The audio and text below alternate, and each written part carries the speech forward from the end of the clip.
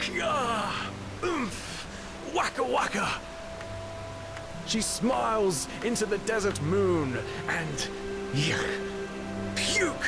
Oh whoa! Oh whoa! Yes? My heart is aflame! Yes? And it is over. Such genius! What? What the? I beg your pardon? But, by the righteous path, this is incredible. I've never heard anything like this before. Tell me, my lady, where did you learn this? Who taught you poetry? Blazes, you're self-taught. Malthus truly did bless you with talent. Tell me, may I interpret your poem? It's just I have to. Well then, I hope this is not too much of a leap. But does your first line, the one with the dancing elder between fire and ice, deal with the socio-sexual isolation of old people in feudal societies? I may be wrong, but that was the first thought that came to my head. No, not at all. I was particularly moved by how you used onomatopoeia in line 4 and 6.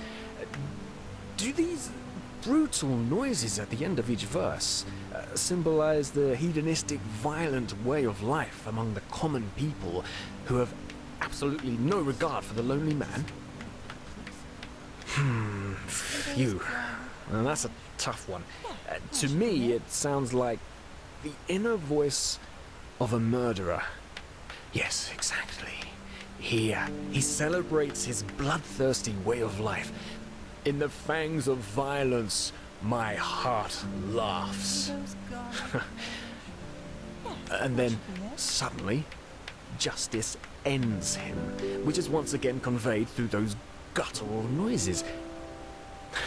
And I have to say, how you use the uneven number of verses as a metaphor for the discord that results from such a lifestyle is nothing short of brilliant. If that's what you meant by it, of course. You did, didn't you? Well, you know what?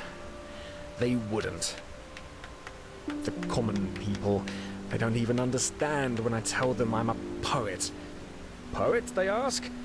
What kind of profession is that? So now I simply tell them I'm an innkeep. That is something they are able to grasp with their limited intellect. Easy answers. That's what people long for. But you know what? I would rather die hungry than become one of those soulless pot boiler artists who make a fortune off their stupid stories. Like, Jonas Schmid does. Do you know him? Mundane rubbish. That's all he writes, but you'll find it on every bookshelf. It's a disgrace. Pure and simple. What? What kind of question is that? How can something that so many people like not be rubbish? Of course! Not everyone has been blessed with an artist's intellect, you know. There are two kinds of writers. Small minds who give the common people fodder that helps them feel smart, and true artists who want more from life.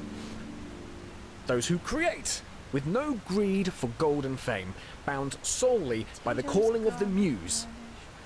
Yeah, that should be it. Of course I am. I wish it weren't true, but it is. If only there were more people like us. My